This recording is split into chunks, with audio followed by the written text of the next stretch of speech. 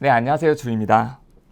오늘 수도권 중심의 가계부채 관리 강화 방안이 발표가 되어 오늘 여러분들께 좀 자세히 말씀을 드리고자 합니다. 실제로 수도권에서는 가격 상승이 많이 일어나고 있어요. 어떻게 보면 거래가 많이 되다 보니까 가격이 올라가고 있는데요. 많은 사람들이 집을 살 때 내가 가진 돈으로 사는 사람도 있겠지만 대출을 받아서 사는 사람들이 훨씬 더 많이 있습니다. 이렇게 가계부채를 막기 위해서, 집값이 오르는 걸 좀 막기 위해서는 대출을 좀 강화를 시키게 되면 내가 대출을 받아서 살 수 있는 집이 적을 수밖에 없으니까 집값을 조금 잡을 수 있는 역할을 할 수 있게 됩니다. 실제로 수도권 시장의 아파트 가격이 어떻게 되었는지를 KB 지수를 통해서 보도록 할게요. 지금 도표를 보시면 사실 보기가 처음에는 어려워요. 2024년 10월부터 제 아래쪽에 2025년 6월 23일까지 가격이 나와 있습니다. 색깔이 진하면 진할수록 많이 오르거나 많이 내렸다는 표시예요. 빨간색이 진하면 많이 올랐고 파란색이 진하면 많이 내린 건데 지금은 파란색이 진한 건 보이지 않으시죠? 빨간색이 진한 곳들이 많이 보입니다. 특히나 일부 지역들, 강남구라든지 강동구, 그리고 서초구, 송파구, 양천구, 그리고 동작구, 성동구, 우리가 봤을 때 어느 정도 좋다고 생각하는 지역들은 빨간색이 진하게 되어 있어요. 특히나 이번 주 같은 경우는 성동구가 1.11%예요. 용산구가 0.93, 엄청나게 많이 올라오고 있는 곳이에요. 송파구 같은 경우도 이번 주에 0.99, 지난주에도 0.99, 상승폭이 엄청나게 많이 올라가고 있다는 걸 뜻하고 있습니다. 정부는 이렇게 급등하는 걸 바라지 않아요. 급등을 하게 되면 많은 사람들이 내 집을 갖고 싶어 하는데 집을 사기 어려운 시장이 돼버리잖아요. 그러다 보니까 안정된 범위를 좋아해요. 이렇게 가격이 많이 오르게 되면 규제 정책을 펼치게 됩니다. 지금 바로 규제를 할 수 있는 대출에 관한 부분에 대해서 규제를 시작하게 된 거예요. 이제 하나하나씩 좀 살펴보도록 하겠습니다. 긴급 가계부채 점검 회의를 통해서 수도권 중심의 가계부채 관리 강화 방안을 발표를 했습니다. 이게 언제냐? 오늘이에요. 지금 촬영일 기준으로 6월 27일 금요일 11시 30분. 배포는 이제 9시 30분에 배포가 된 부분이에요. 여기 주된 내용을 봤을 때 가계대출 총량 관리 목표를 축소하고 6월 28일 내일부터 현행 은행 자율관리 조치 사항을 전 금융권으로 확대 시행을 하겠다. 이 정책이 다음 주, 다다음 주 이게 아니에요. 바로 내일부터 시행을 하겠다고 하는 거예요. 여기가 좀 중요해요. 주택 구입 목적 주담대 여신 한도를 제한하겠다고 합니다. 금융회사가 수도권 규제 지역 내에서 취급하는 주택 구입 목적의 주담대가 최대 한도를 6억 원으로 제한하겠다고 해요. 고가 주택 구입에 과도한 대출을 활용하는 것을 제한하기로 하였다 합니다. 이게 무슨 말이냐면 기존에 내가 주담대 최대 한도가 원래는 제한이 없었어요. 소득이 되거나 아니 집값이 비싸면 LTV 60%나 70% 한도 내에서 받을 수가 있었는데 이제 개선 방안을 보게 되면 수도권이라든지 규제 지역 같은 경우는 6억 원으로 제한을 하겠다고 해요. 실제 제가 부동산에 좀 전화를 해보니까 대출을 이제 받으려고 생각을 하고 주택 구입을 망설였던 분들이 이제 조금씩 미루고 있다고 해요. 그 이유가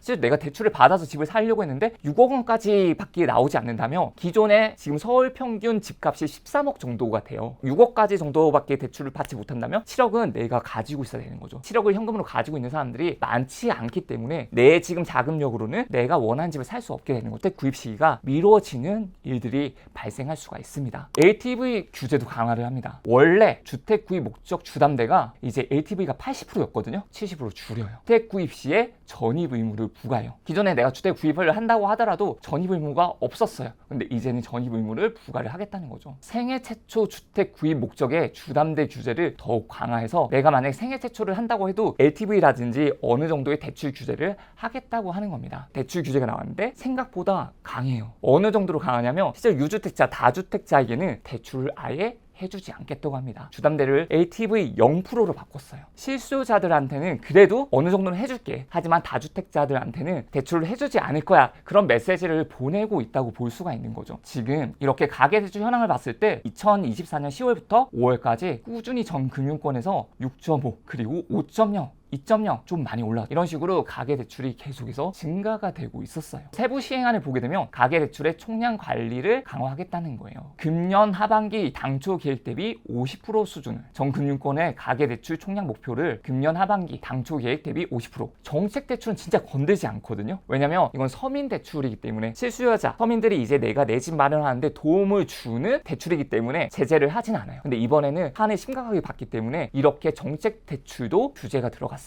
그리고 은행권 자율 관리 조치를 전 금융권에 확대 시행해요. 수도권 규제 지역 내에 2주택 이상 보유자가 추가 주택 구입하거나 1주택자가 기존 주택을 처분하지 않고 추가 주택을 구입하는 경우에는 추가 주택 구입 목적 주담대를 금지하겠다고요. 이게 어느 정도냐면 LTV 0%예요. 아예 대출을 해주지 않겠다는 거거든요. 실거주 목적 등이 아닌 추가 주택 구입 수요를 완전히 차단하겠다라고 발표를 했습니다. 1주택자가 기존 주택을 6개월 이내에 처분할 경우에 무주택자와 동일하게 비규제 지역 LTV 70%, 규제 지역 LTV 50%를 적용한다고 되어 있어요. 실제로 어떻게 된 거냐면 지금 2주택자 이상이라든지 1주택자 같은 경우에는 비규제 지역은 60%, 이제 현행 시행되는 방안 같은 경우는 LTV 0%가 됩니다. 규제 지역에서도 2주택 이상 1주택자 같은 경우는 LTV가 30%예요. 개선 방안은 규제 지역은 LTV가 0%가 돼요. 그러니까 이렇게까지 줄이게 되는 거예요. 자, 처분 조건부예요. 1주택자인데 1주택을 판다고 생각을 하고 그 다음 주택을 매수하는 경우 여전히 똑같이 LTV 70%, LTV 50% 이렇게 받을 수가 있습니다. 이제 개선 방안이에요. 개선 방안은 1주택자의 경우 6개월 이내 기존 주택을 처분하는 약정이 필요해요. 그러니까 내가 기존에 살고 있었던 집을 팔고 새로운 집을 갔을 때 기존에는 2년 내에 팔면 됐던 거였거든요. 근데 지금은 6개월 이내에 팔아야 되는 거예요. 만약 6개월 이내에 이행하지 못하면 어떻게 될까요? 기존에 대출받았던 금액이 회수가 되는 거예요. 플러스 3개월간 주담대 목적의 대출을